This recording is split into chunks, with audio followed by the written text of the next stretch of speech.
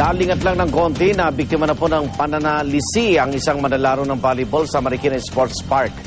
Nakuna ng CCTV ang suspect na dala-dala ang bag at kunwari po'y nakihalo sa isang grupo ng mga volleyball player. Darito ang report ni Julio Segovia. Nasa lisihan ng 28 anyos na si Arjun, hindi niya tunay na pangalan, habang naglalaro ng volleyball sa Marikina Sports Park pasado alas 10 ng gabi noong September 8. Nanakaw ang backpack niyang may lamang 2 mamahaling cellphone, ilang piraso ng signature shirts at pera. Halos 50 mil daw ang halaga ng mga natangay sa kanya. Upo, laro yung ginagawa namin. So ang tendency, nakakapagbukas ako ng cellphone. Siguro natiktikan na ako na busy na ako sa kakalaro at the same time, habang lumalabas yung bola, ako yung masipag maghabol sa field. Ang nanakaw na bag ni Arjun, kasama ng iba pang bag na nakakumpol daw noon malapit sa volleyball court kung saan sila naglalaro. Ang problema, sa entrance at exit lang daw ng sports park may CCTV camera. May gwardiya ring nakabantay sa entrada. Pero sa mismong pinaglaruan nila ng volleyball, may CCTV nga, hindi naman daw gumagana. Hindi nila inasikaso yung CCTV kasi may nakausap ako doon na tinamaan daw ng kidlat sa part na yon, na sa lugar mismo kung saan na tamaan daw ng kidlat.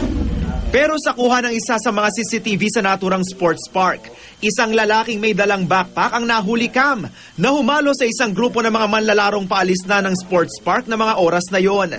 Kitang bumalik pa ang naturang lalaking tila may sinipat pa bago tuluyang umalis. Nakisabay siya sa grupo ng mga nakalaro naming mga bata.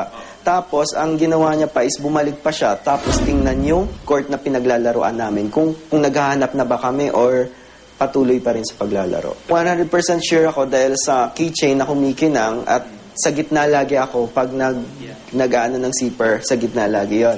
At the same time, nung nakatalikod siya, napansin ko na yung bag is limited edition. Limited edition kasi yung bag na yun eh. Iniimbestigahan na ito ng pamunuan ng Marikina Sports Park. Giit din nila, may locker room naman daw sa sports park. Basta magdala lang ng sariling susi ang gagamit nito. Ang pulisya naman, nagpaalala sa publiko para di masalisihan ng mga kawatan. Mag-ingat sila sa mga gamit nila na mayroon silang naiiwan na isang hindi naman matawag na bantay, kundi yung taga-tingin na lang ng gamit nila.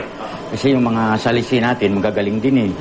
Magaling. So kung may mga gamit sila na importante, hindi naman dapat dalhin dito sa sports center, mga laptop, huwag na lang dalhin.